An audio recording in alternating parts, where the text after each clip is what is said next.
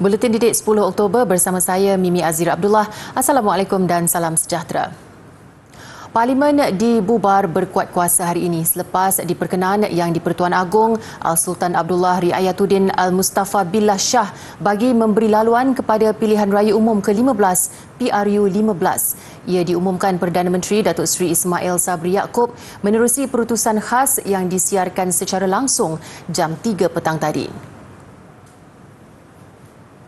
Bahawa pada tengah hari semalam, saya telah menghadap ke bawah duli Yang Maha Mulia Seri Paduka Baginda Yang di-Pertuan Agong Al-Sultan Abdullah Riayatuddin Al-Mustafa Billah Shah dan menyembah warkah permintaan kepada Baginda mengenai pembubaran Parlimen ke-14.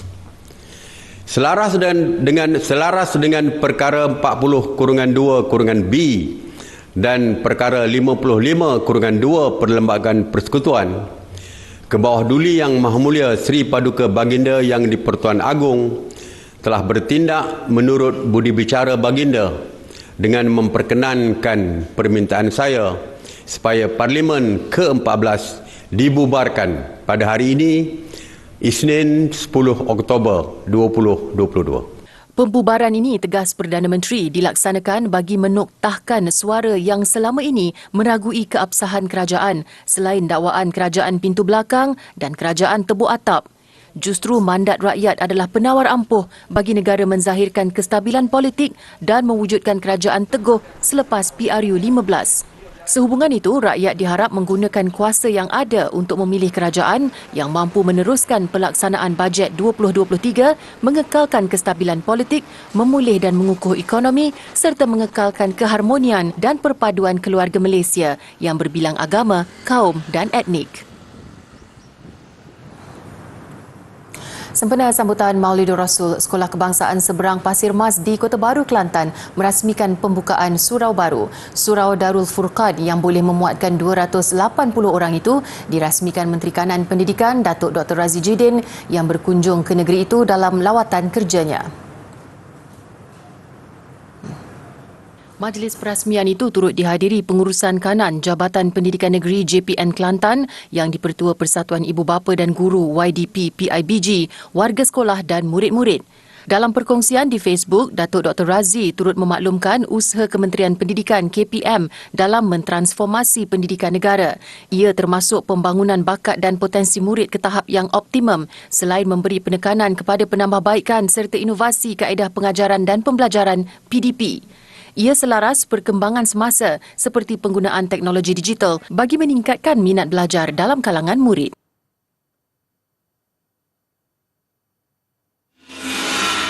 Dalam lawatan kerja yang sama, Datuk Dr. Razzie turut berkesempatan menghadiri Majlis Bicara Maulidur Rasul 1444 Hijrah Anjuran JPN Kelantan di Masjid Aisyah Kok Lanas. Majlis itu secara tidak langsung merapatkan lagi hubungan sesama warga JPN, PIBG dan ibu bapa.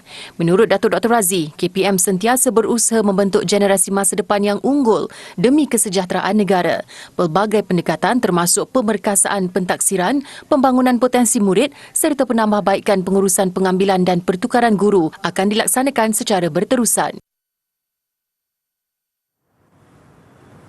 Sekolah Menengah Kebangsaan Methodist ACS Ipoh Perak berjaya menghasilkan mural mendatar terbesar di atas batu bata tersusun. Kejayaan itu melayakkannya diiktiraf dan dimasuk ke dalam Malaysia Book of Records. Program melibatkan kerjasama antara SMK Methodist ACS Ipoh serta Persatuan Ibu Bapa dan Guru PIBG bersempena ulang tahun ke-127 sekolah berkenaan. Majlis perasmian mural sepanjang 63 meter dan 31 meter lebar itu disempurnakan Exco Pendidikan Perak Ahmad Saidi Muhammad Daud. Secara keseluruhan, 93,000 batu bata telah digunakan untuk projek ini. Seramai 1,300 pelajar, guru serta warga sekolah mengambil masa selama 6 minggu untuk menyusun batu bata dan menyiapkan lukisan mural. Antara lain, lukisan itu memaparkan bangunan sekolah SMK Methodist Ipoh, Menara Berkembar Petronas, Menara Kuala Lumpur serta Jalur Gemilang. Dana yang kita akan kutip iaitu pelajar-pelajar diberi kad-kad berketon digunakan oleh pihak PIBG Persatuan Ibu Bapa Guru untuk menaik tarafkan kolam renang sekolah. Kerana kolam renang sekolah sebaya dengan saya iaitu dibina pada tahun 1962. Jadi kita PIBG akan menggunakan dana berkenaan untuk menaik tarafkan kolam renang dan ini untuk faedah pelajar-pelajar. Ini pencapaian keempat SMK Methodist ACS Ipoh yang berjaya direkodkan dalam Malaysia Book of Records. Sebelum ini, 3 projek iaitu Kolamton, Recyclathon dan Florathon pada 2007, 2009 dan 2013 turut diiktiraf. Meluangkan masa untuk membuat satu projek yang sangat besar di Malaysia. Susah, tapi yang keletihan itu akan berjaya sebab terdapat sijil yang besar di Malaysia. Happy lah dapat satu bata dengan kawan-kawan semua dan pandai-pandai pun kami buat juga untuk ACS lah, demi untuk ACS. Biasa buat masa mana? Masa lepas sekolah? Waktu sekolah, tapi kami waktu relief lah kami akan buat satu bata ramai-ramai ikut kelas. Seterusnya, menerapkan kepentingan menjaga alam sekitar kepada murid akan lebih bermakna jika guru didedahkan dengan pengalaman itu berbanding memahaminya daripada bahan bacaan. Menyedari hakikat itu, 35 warga pendidikan dari Sabah diberi peluang menyertai program E-Race siri ke-25 anjuran Jabatan Perhutanan Sabah disandarkan. E-Race berkonsepkan perlumbaan untuk mendapatkan maklumat tentang alam sekitar secara pembelajaran melalui pengalaman. Pelbagai komponen penting diisi dalam program ini, antaranya tema pengurusan lestari hutan, hidupan liar, konservasi air, jana kuasa elektrik, pemprosesan sumber hutan dan tanaman pertanian. Dan saya pasti selepas ini saya bersama dengan semua rakan-rakan pengetua guru besar dan juga semua peserta yang menghadiri kursus ini akan memainkan peranan kami dalam memastikan pendidikan alam sekitar itu dapat kita semai dan budayakan dalam kalangan murid-murid kita di peringkat sekolah selepas ini. Satu yang saya boleh kongsikan di sini ialah melalui aktiviti shopping game.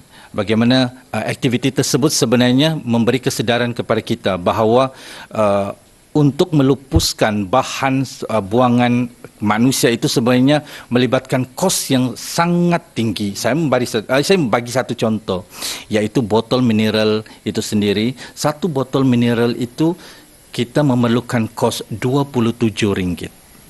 Mereka dibahagikan kepada 6 kumpulan dan dibawa melawat serta merasai sendiri pengalaman aktiviti penjagaan alam sekitar. Program yang bermula dari 3 hingga 8 Oktober lalu antara lain mahu memberi nilai tambah kepada pengajaran peserta dalam menyampaikan ilmu mengenai kepentingan menjaga alam sekitar kepada murid. Selesai penjelajahan itu, setiap kumpulan diwajibkan membuat pembentangan dan berkongsi idea bagaimana pengalaman itu diterjemah ke sekolah masing-masing.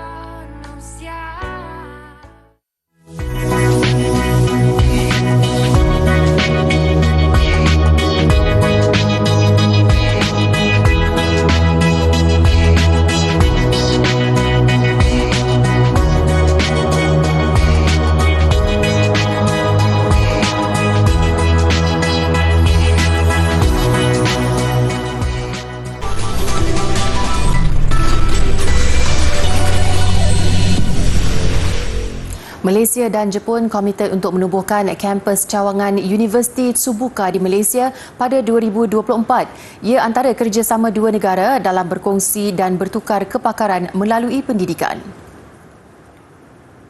Kedua-dua negara meletakkan harapan yang tinggi dalam penubuhan kampus tersebut dan ia dapat insya-Allah direalisasikan pada tahun 2024. Menteri Luar Datuk Seri Saifuddin Abdullah berkata demikian ketika menghadiri mesyuarat dua hala dengan Menteri Luar Jepun ke Malaysia Yoshimasa Hayashi semalam. Kedua-dua negara turut menzahirkan penghargaan atas komitmen yang ditunjukkan negara masing-masing dalam membantu proses penubuhan kampus berkenaan. Hasrat penubuhan kampus cawangan IPTA itu sudah diutarakan sejak Jun 2018 lagi. Ia bagi memberi pendedahan dan akses sistem pendidikan Jepun kepada pelajar Malaysia. 100 pelajar Universiti Putra Malaysia UPM daripada golongan berpendapatan rendah B40 akan menerima bantuan awal pengajian sebanyak RM1,000 seorang sumbangan Yayasan Bank Rakyat YBR. Bantuan menerusi dana RM100,000 itu bertujuan mengurangkan bebanan ditanggung pelajar dan keluarga dalam memulakan pengajian semester. Ia juga dapat memberi peluang kepada keluarga kurang berkemampuan, terutama dalam kalangan masyarakat luar bandar, pedalaman dan miskin bandar, melanjutkan pengajian ke peringkat lebih tinggi. Minggu ini, rata-rata universiti awam sudah memulakan sesi baru pengajian bagi pelajar baru. Sementara itu, projek Serambi Ilmu Rakyat SIR Corner turut dilancarkan hari ini. Ia merupakan projek YBR yang menyediakan satu ruangan selesa dilengkapi peralatan komputer bagi memudahkan perkongsian maklumat melalui koleksi bahan bacaan digital SIR yang bersesuaian dengan pelajar. Jelajah Aspirasi Keluarga Malaysia siri ke-10 melabuhkan tirainya selepas 3 hari berlangsung di dataran Seri Jempol Bandar Seri Jempol Negeri Sembilan. Pelbagai aktiviti dan perkongsian disediakan oleh Institusi Pengajian Tinggi IPT kepada masyarakat setempat termasuk UPM dan Universiti Kebangsaan Malaysia UKM. Hari terakhir Jelajah Aspirasi Keluarga Malaysia menyaksikan pelibatan pakar dan pelajar perubatan dari UPM sekaligus membantu mereka yang memerlukan. Turut hadir ialah Naib Chancellor UPM, Profesor Datuk Dr. Muhammad Ruslan Sulaiman. Dalam pada itu, perkhidmatan rawatan kesihatan oleh Hospital Pengajar HPUPM turut diberikan secara percuma kepada penduduk Taman Serting Indah Jempol, manakala rawatan kepada haiwan peliharaan pula diberikan oleh Fakulti Veterina UPM. Program pengembangan universiti itu juga dilaksanakan bersama-sama fakulti lain di UPM dan agensi setempat yang berkaitan.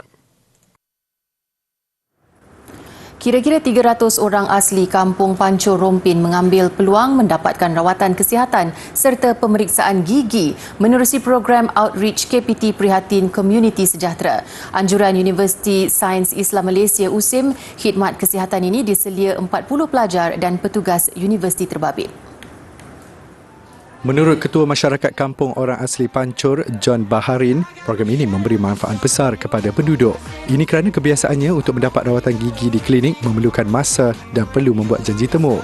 Selain itu, pihak universiti juga memberi rawatan kepada penduduk berusia dan uzur dengan melakukan kunjungan rumah ke rumah.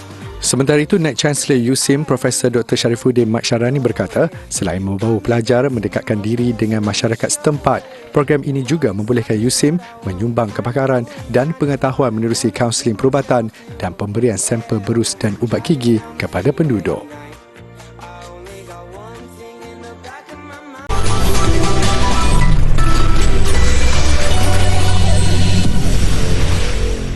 Bertemu kembali. Watak-watak daripada drama bersiri terkenal seperti Stranger Things serta filem Minions dan Star Wars antara yang dipaparkan pada pameran labu sempena Halloween di Los Angeles, Amerika Syarikat. Pameran itu membolehkan pengunjung menyaksikan perhiasan labu serta lampu yang dipasang sepanjang lebih 1 kilometer. Sudah tentulah yang paling teruja, si cilik yang saban tahun menantikan acara ini. Selain melihat labu-labu yang terukir dengan watak kegemaran mereka, kanak-kanak juga dapat menikmati seni cahaya dan lampu yang dipasang untuk memberi mood Halloween. It's beautiful. We come during the day, but seeing it at nighttime with everything lit up and all the interactive things that kids can play with, it's awesome for families. See what they come up with, what they want to be, what they see with all of this compared to what we see as adults. It's kind of just, it's joyful and bright and fun to see what they do. Menurut penganjur, mereka membawa masuk ramai artis yang mengukir lambakan labu dengan berat sehingga 136 kg.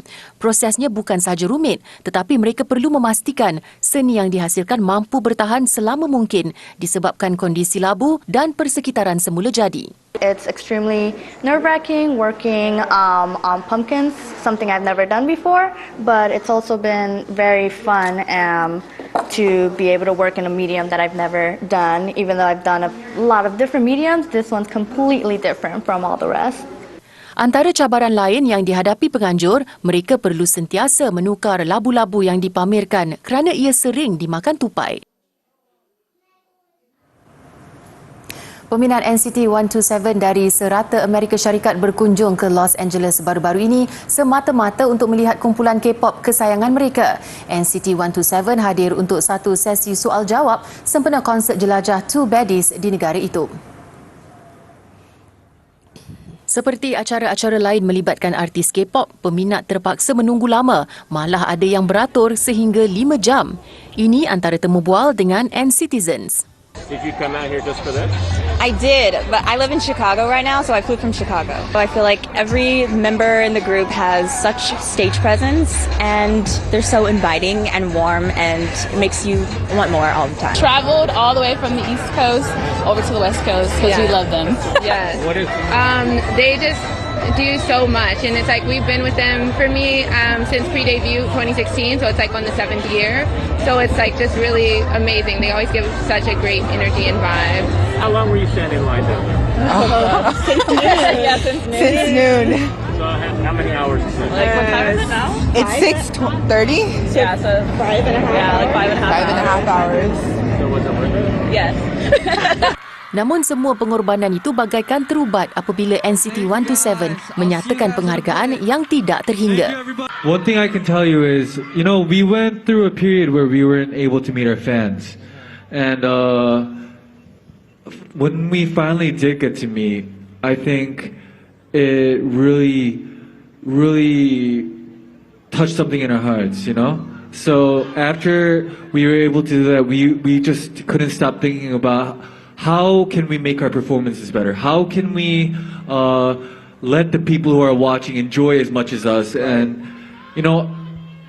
thank you very much. Anyways, and we're here today, and I just want to say thank you, Sydney, for waiting so long. Kumpulan sub-unit NCT ini melancarkan album keempat mereka, Two Baddies, pada pertengahan bulan lalu. Mereka dijadual membuat beberapa persembahan di Amerika Syarikat sehingga 13 Oktober sebelum meneruskan konsert di Korea Selatan.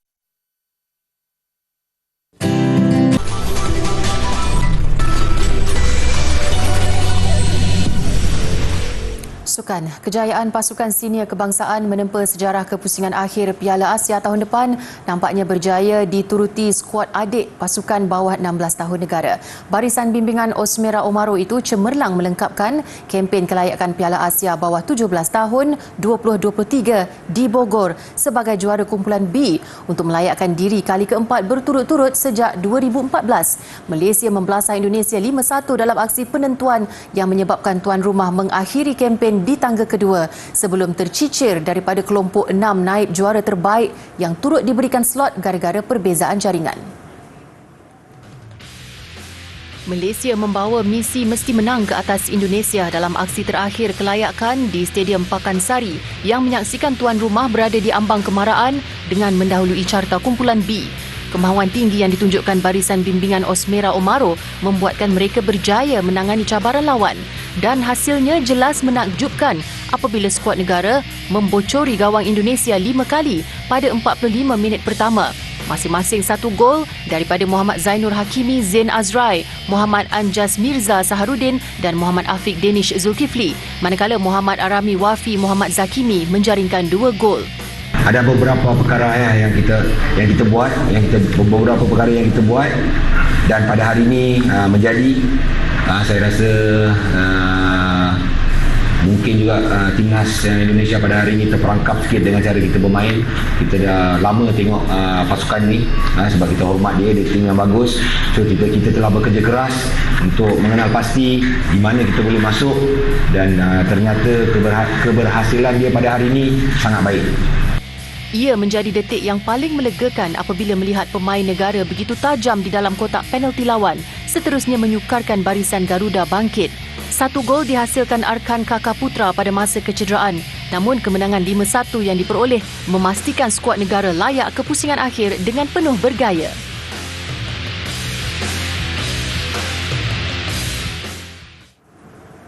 Seterusnya, atlet angkat berat negara Muhammad Anik Kasdan melakar sensasi apabila meraih pingat perak bagi disiplin clean and jerk kategori 61 kg pada kejohanan Asia yang berlangsung di Manama, Bahrain semalam.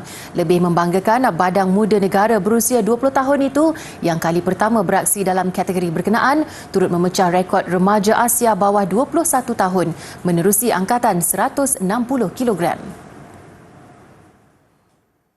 Alhamdulillah saya dapat pecahkan rekod ASEAN Junior rekod dan saya dapat tempat kedua dalam acara clean jerk.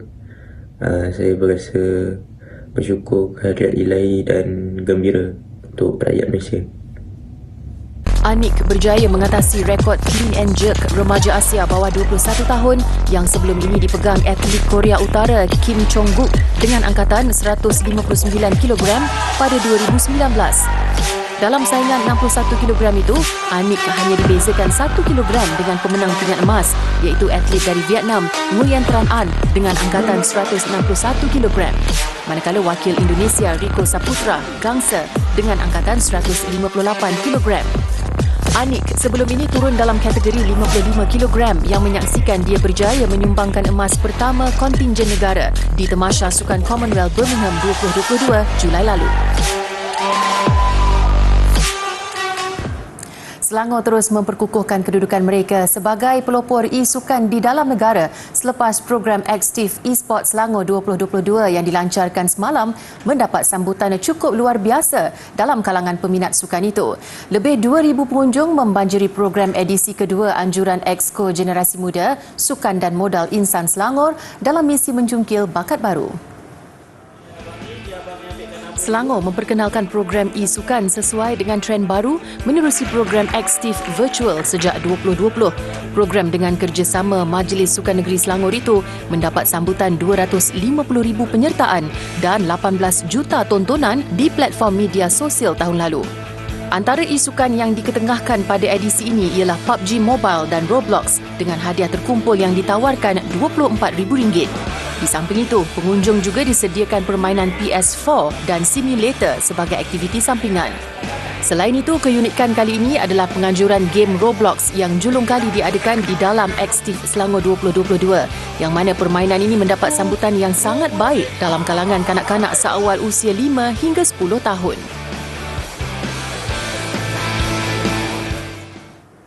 Pameran bunga menerusi fashion yang pernah digayakan selebriti Hollywood mengakhiri buletin didik. Ribuan bunga pelbagai warna digunakan untuk 16 patung setinggi 3 meter. Saya Mimi Azir Abdullah, salam hormat dan kita jumpa lagi.